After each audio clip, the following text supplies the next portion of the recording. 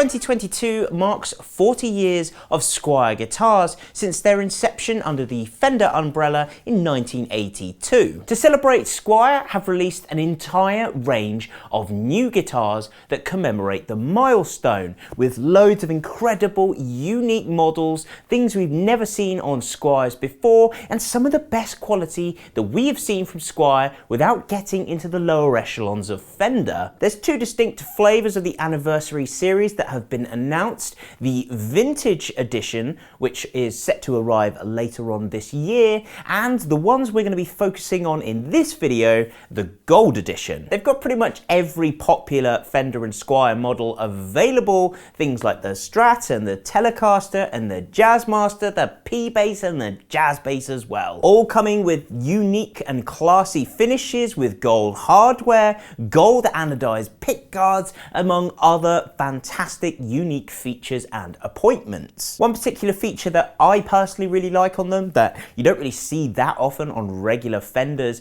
and I haven't really seen it since the Kenny Wayne Shepherd Artist series, is the block inlays and the white binding on the necks of pretty much all of them, I think. It just adds a whole level of luxe to these guitars. It makes them look stunning and feel premium in your hands. So anyway, what better time than the 40th anniversary to have a little look into the history of Squier, where they came from, and how they helped Fender shape themselves into the company that they are today.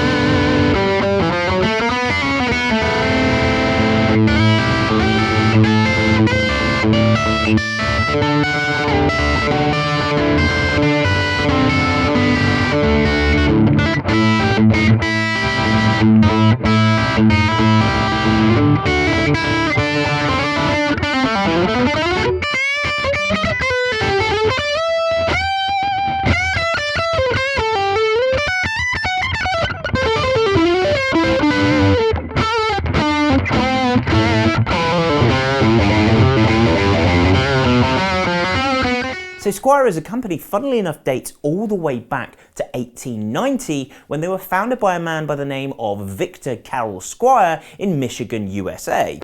Wait, what? 1890? But I thought this year was the 40th anniversary, right?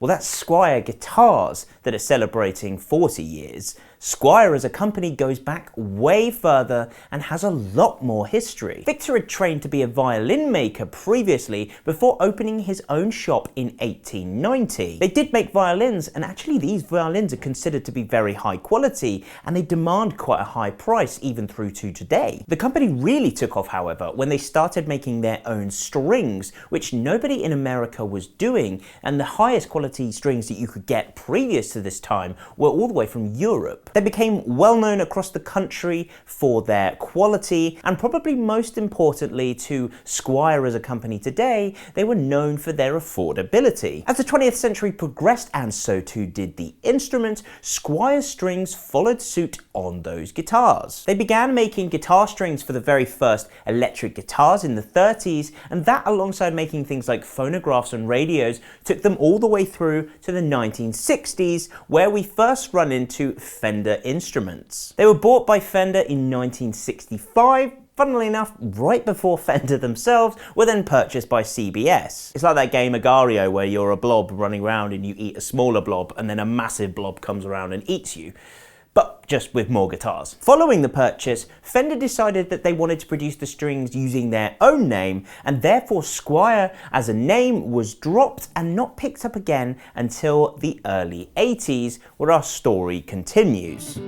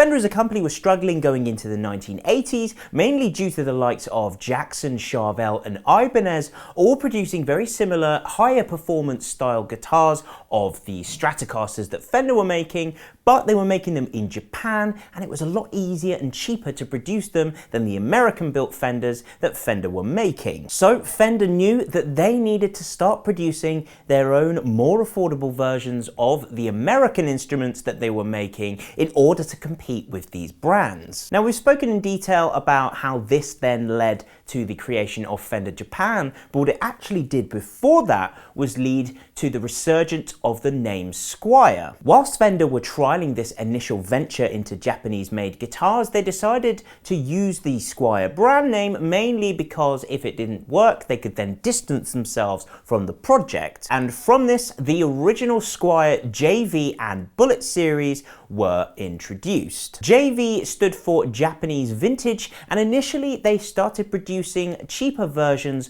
of the classic 50s and 60s Strats and Tellies that Fender were famous for. Nowadays, these guitars are actually considered something of a collector's item and can fetch quite a high price, and are probably some of the highest quality guitars that Squier have ever produced. The Bullet series was Fender's first foray really into budget guitars, and they helped pave the way for Squier to produce more budget models all the way through to today that have been in the arms of millions and millions of budding guitarists all over the globe. Eventually, Squier evolved from being a Japanese brand to being produced all over the Far East, where they started introducing all of their own different models, things such as the Supersonics, which have recently been re-released today as part of the Squier Paranormal series. Since then, Squier have gone from strength to strength, producing loads of different subcategories of guitars, all under the Fender umbrella in terms of inspiration, but with their own unique flair and style.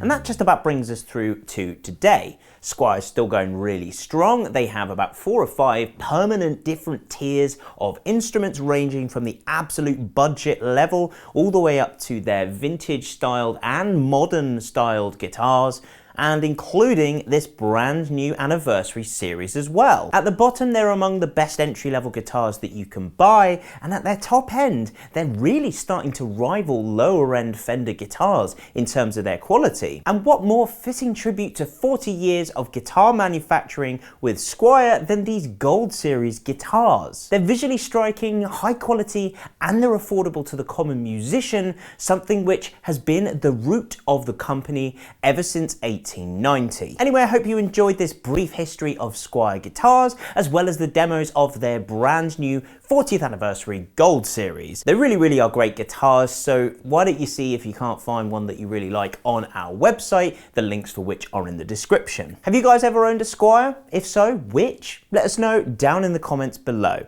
Thanks as always for watching. If you enjoyed the video, hit the like button, subscribe to see more things like this, and we will see you very soon.